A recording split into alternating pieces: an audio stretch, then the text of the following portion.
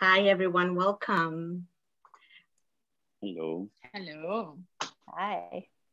We're going to be talking about the film that Maya directed called Why We Fight, and the subjects of the film here, Sapo and Lorena. But before we get into the film, maybe let's just do a bit of an introduction. So Maya, why don't we start with you? Sure.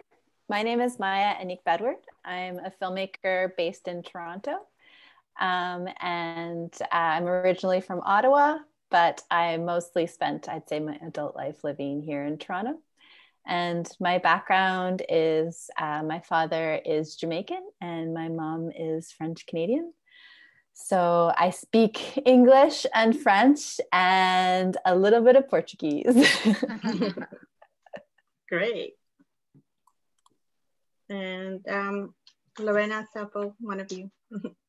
You can go ahead. Hello, everyone. My name is Lorena Freire. I am a mother of Naue, the little boy, Naue, and I am Brazilian.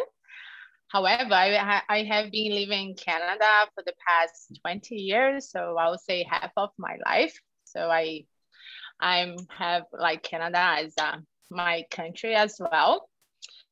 And yeah, so here I am. Hello, my name is Gerdson Alves, known in Capoeira as Sapo Capoeira. I come from the northeast of Brazil, Olinda, Pernambuco. I have been here in Canada for the past 18 years, and it has been great, and I teach Capoeira, which is a Brazilian martial art, and yes, this is my life. Great. So for those of you who maybe don't know me very well, I'm Heidi. I am the host of today's conversation. I am Latin American. I was born in Guatemala, but I've also been living in Canada for decades now. So it is sort of this duality of cultures that are part of my life. And this is the reason why we're here. I wanted to talk about Why We Fight, because it is a film that is based in Toronto, but it is a film about family and traditions and culture. So maybe we can start with that idea, Maya, and how, I've read your statement, but I kind of want you to share with us what that idea was for you to start with this project. Sure. Why We Fight, I actually lived in Brazil for a year when I graduated university, and that experience was incredibly inspiring to me. The country has a lot of traditions that are very informed by the African ancestors who came, and indigenous cultures as well. And there's like a real closeness to those ancestors and the culture that lives there today. And I've always been interested in the African diaspora across the continent, and what our history and culture and stories and music was. And so going to Brazil was just like, I learned so much. And when I came back from Brazil, I met a lot of Brazilians in the Latin American community here. And some of those people were Lorena and Sapo. And they've always, like, I've known them for a long time. Sapo, I think I've known for almost 10 years. He was always kind of like at the parties, dancing, doing flips, playing drums, and I knew Lorena through her cousin, actually. And when they got together, they had Naue, and it was really cool to see how they used a lot of their culture to raise Naue, and they would share this on social media. So I think I first saw that, and kind of how much that those cultures and traditions, which I already respected so much, were being used in such a great way to engage Naue and to give him this language to engage in life here. And so I was seeing those posts always made my day, and I knew I wanted to do something on them. So I asked them one day, and they said yes. I'm very honored that they agreed to go on this journey with me. Yeah, that's how the film started. Great. So what was that like for the two of you, Lorena and Sapo, in terms of having a friend, sort of approach you and say, hey, let's tell people about your life and your culture and Naue? At first, I did really I was not too sure how the documentary would be like, right? I was like, yeah, sure. Sure, I accept the invitation, but I didn't have the expectation until I saw the documentary, you know. I know like our life and with Naue is a different lifestyle, you know, because of the challenge that we face on the everyday life. But I was not expecting to see something like this so special, you know, and give me the chance to watch myself, you know, from a chair, sitting in a chair and watch myself on in a screen. So very special, and I'm super glad that I accept, you know, the invitation. And if she asked me again, I would accept and say yes, yes, yes. Yeah. Great. And for you, Lorena, what was that like? Yeah, it was kind of a surprise as well. Like, wow, because we know our previous like some work that Amaya did as well. And we knew that she was an awesome filmmaker. Yes. And as well, we know from the community, and we're like, wow, that's amazing. Again, we didn't have no idea how the documentary will be. We just like, she made us feel very comfortable, like telling our daily life, showing our battles, but not only battles, but also our happiness, you know, our everyday. And then I don't know, we are so excited to share with everybody and more like inspiring, because we've been having received beautiful message. And yeah, I am really, really glad as well to be part of this project. Yeah, it's great. I mean, I love that it's accessible to us now on CBC Gem. I should mention that too, so that people are aware that it's available and easy to access. And I like what you're saying in terms of, you know, not it's your everyday life. You're not sure how it's going to turn out, but it's so beautifully kind of balanced, Maya, in terms of like, you do see that it, because I should mention now it has this genetic condition that maybe you as parents can talk about. There are struggles, but there is a balance in how you're handling it, because you now it's been in your life for a while. So maybe let's talk about that, how, you know, having somebody in the background kind of filming and just doing your day-to-day, what was that like? And I'm not sure how many days that was that you were filming. At first was a little bit like weird, you know, because there was camera and different people's walking around the house. I like be more perfect than we are. But at the same time, you know, dealing with Naue and the tension of the everyday challenge, I start to relax more and kind of I was more myself, you know, kind of forgetting about the camera. But for sure was something different, you know, like to have everybody here. And I remember one scene from the documentary, the part that I'm putting Naue to bed. And I remember that they having so many cameras in our bedroom. And I actually kind of took a nap between the tape, you know, the recording. But it was amazing, you know. And one thing that to me is very special when I see is how natural everything came in the documentary, you know. Like you can really see some tensions on the documentary, and then you see some part where you are laughing. And I get a lot of messaging from people, and they always say that the beautiful thing about the documentary is that they can see the rare, you know, the rare, right? Yeah. It's very rare. There is no like, how can I say? It's not like a choreography, like let's say this, let's say that. No, that was like real, you know, the part from the washroom. When I'm giving Naue a bath and he pulled his pouch, and I'm kind of like upset with him and blah blah blah. That's totally real. That happened sometime in 2 times a day, 3 times a day, you know. And yeah, it was different, but again, I'm glad, you know, we got to have those many cameras inside of the house and people, special people, because give us the chance to see ourselves, right? Yes. I think that's great too. And Maya, what was that like? Because I know from speaking with documentary filmmakers, you have a lot of footage, right? And then, you know, you spend a lot of time and you already have this great relationship with Sapo, Naue, and Lorena. So when you went back to try to piece it together, what were those moments that kind of just said for sure versus what you couldn't put in the film? Yeah, we got like, when I set out to shoot this film, I thought, I was just talking to my producer, I thought it was going to be like a very simple portrait of this family and how they use capoeira to raise their son.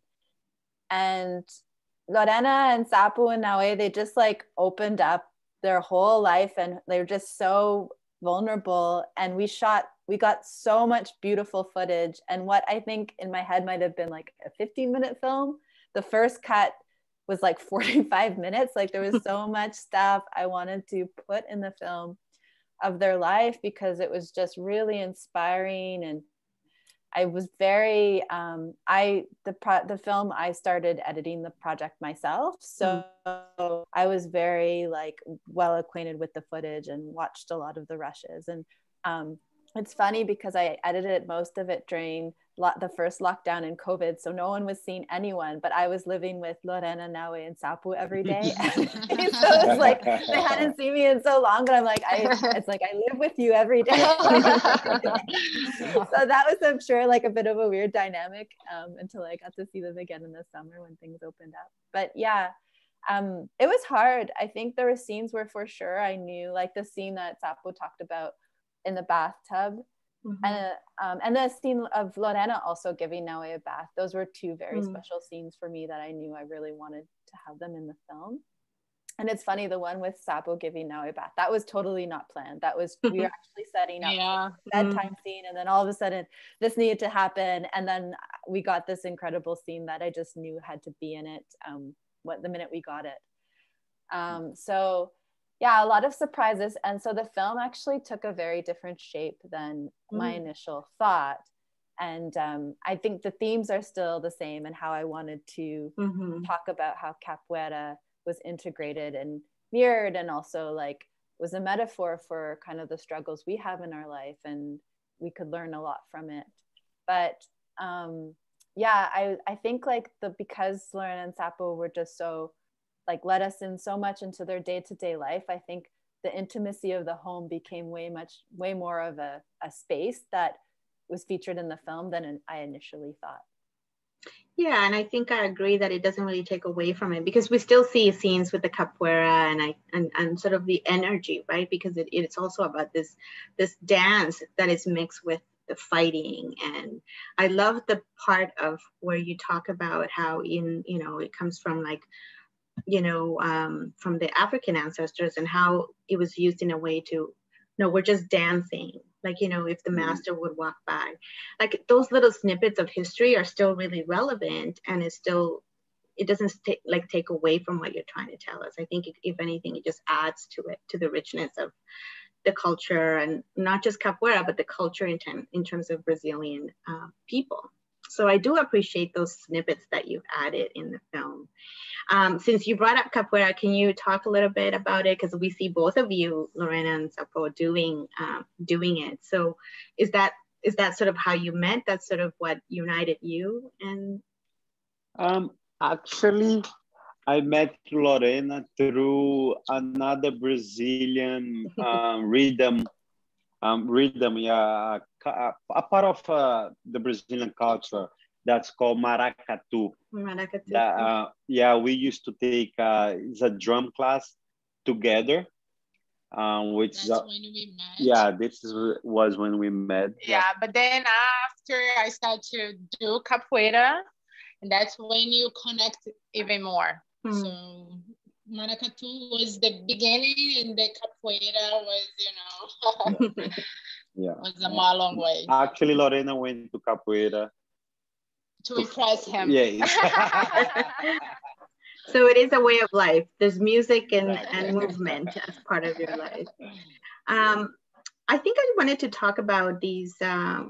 I know you mentioned, Maya, that, even if we are in the home with Gerdson and Lorena, you still, sorry, Sapo, you still get these, the energy of traditions and what drives you every day. Can you guys talk about those moments of just real life? Because I think that's what people are connecting with you about, how this is very real. And there are many families who have children with special needs that require a lot of attention and create tension, but there's also a lot of loving and care. Can you talk about what that experience is like? Because it's just part of your everyday, but just being able to share that with the rest of the world and the feedback you're getting. Like, to have capoeira in our life and at the same time deal with so many challenges, I think just become a combo, capoeira become like, capoeira is a part of my life, like I cannot tell capoeira. Capoeira sits here while I'm going to the grocery store, wait for me to come back. No, I'm capoeirista, capoeira is a part of my lifestyle. And when we had Naue, I adapt the capoeira, the strength that capoeira gives to me, to the way to raise Naue. And I remember Naue, before he turned a year, there was a day that I was here on the living room, and Lorena was doing dishes or cooking. And I was like, hey, Lorena, I saw this amazing vacation here and to Cuba. And she was like, oh, really? To leave tomorrow? I was like, oh, really? For tomorrow? Yeah, this is for tomorrow.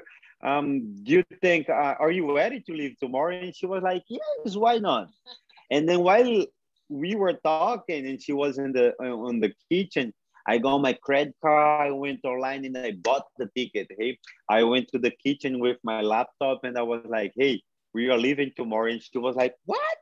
What? And I was like, are you serious? I was like, yes, I just bought the ticket.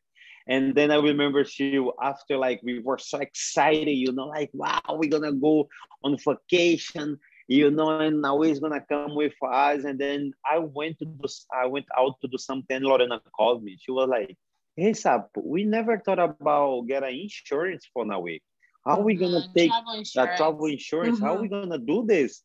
We're gonna take him out of the country, and if something happens, and she called all the insurance around, and no insurance cover him, right? Nobody covers for him because he's already having a condition, exactly. Yeah, so he's And then it was just like a moment, just like the capoeira game, when something happened and you gotta make a move really fast, otherwise you're gonna get a kid. And she was like, I was like, so what are we gonna do? And she was like, let's stay positive and let's go. I was like, really? We're gonna go for 7 days, eh? She was like, yeah, no problem, let's go. Then we went, which was great. I remember crying every day because I was so happy, over there. I was so feel grateful for the moment that I was having there with my family. So yeah, I think it's all about strength, just like capoeira. Yes. Yeah, it's great. Anything to add, Lorena? Great story. Yeah, capoeira, like as the Sapo said, it's our lifestyle. It's like, I'm a student. Everything that I know about capoeira is through Sapo. He's my master. And here at home, it's capoeira every day. Or a conversation about capoeira, or music, or just like even 5 minutes playing drums. It's something always going on about capoeira. And capoeira, I don't know, it's as Sapo said, it's a huge, very important tool who now is like the way he loves to play the drums. He memorized the lyrics of the music and the rhythm and so many things. Even he tries to do the movements the way he bodies allows, right? But it's about don't limitate yourself, you know, you always can do, even though your body, you might say you cannot, but it's like always challenge yourself, and for sure you will like you will do it. So capoeira, yeah, capoeira, it's a very important tool, being today since day one, even for Sapo as a capoeirista, and everything was new to him. Then always condition, right? Like the way he also has to embrace, to accept all the challenges. Capoeira helps him a lot as well to stay strong, and yeah, so I'm happy. Great. And it goes back to what Maya was saying, that was your initial kind of thought for making the film, right? That you wanted to portray that. And I think the two of you explained it so nicely now that it makes sense. Now that I've seen the film, it all makes sense, how it all fits together, and the way that you sort of handle a lot of the stress that could be very stressful in terms of Naue's health condition, but also learning to maybe stay present. That's sort of what I took away as well, that staying present and sort of navigating those moments with sort of a different kind of energy, right? And how does that connect to your other work, Maya? Because I know you've done another film. Can you talk a little bit about that for those who are not aware? Yeah, I've worked on a few films.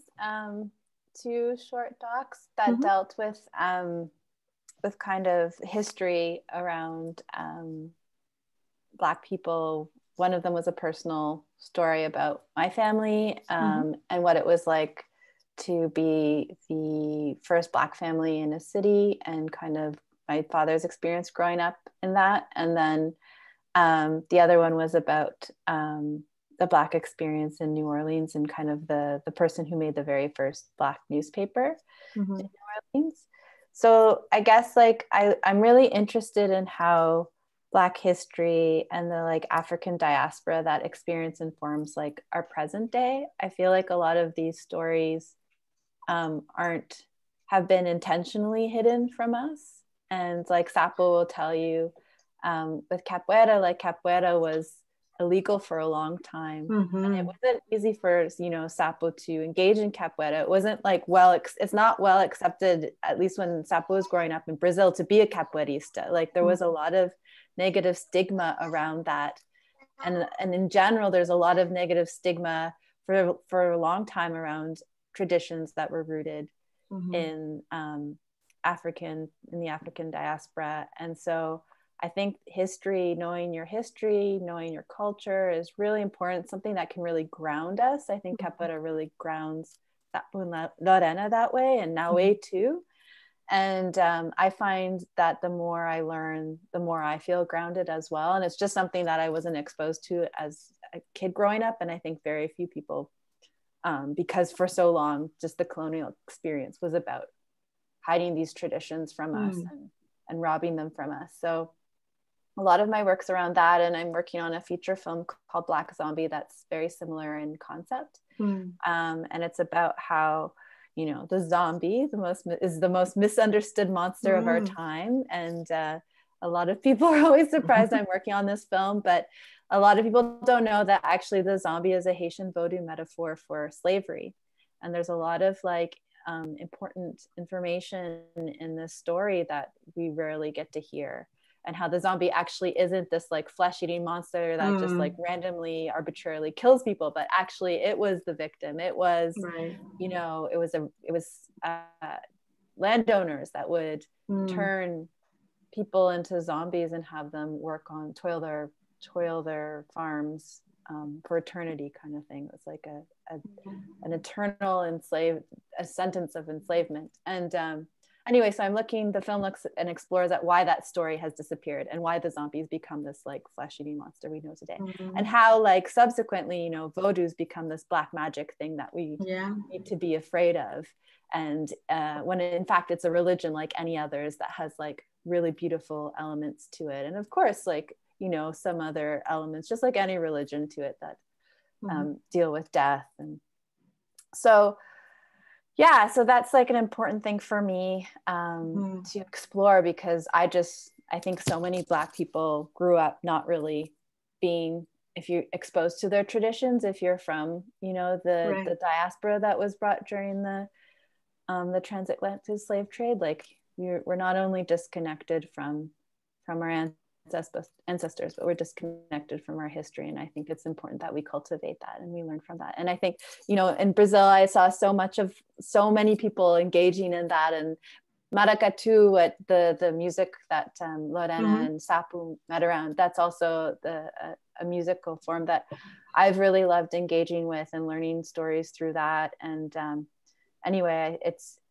grounds me as well. And I hope to share more stories like this, because I think we can find a lot of power as a people. And not always seeing it through the lens of Europeans.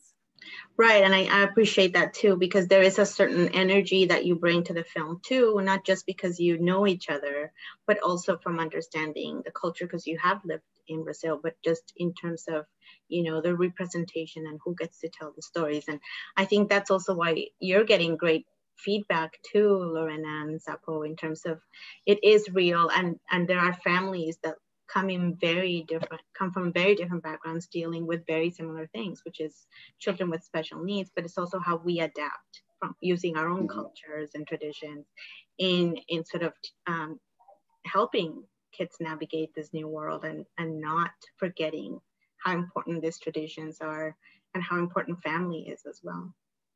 So I thank you all for being here today. I learned so much, and I'm going to be sure to put in the description of the video all the different social media handles so that people know and can stay up to date with Naue's upbringing and whatever you have coming up next, Maya. The film is Why We Fight, and it's available on CBC Gem now.